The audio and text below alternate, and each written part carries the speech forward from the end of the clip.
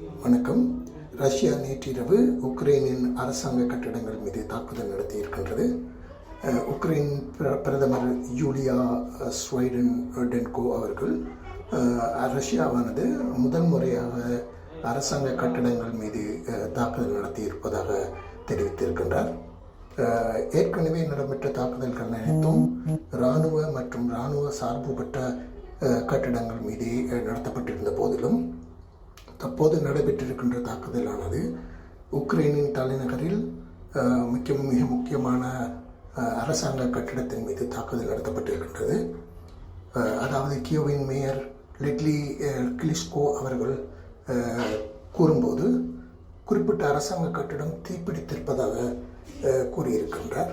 இந்த கட்டிடம் மத்திய பென்ஸ்கி மாவட்டத்தில் அமைந்திருப்பதாகவும் தெரிவிக்கப்பட்டிருக்கின்றது.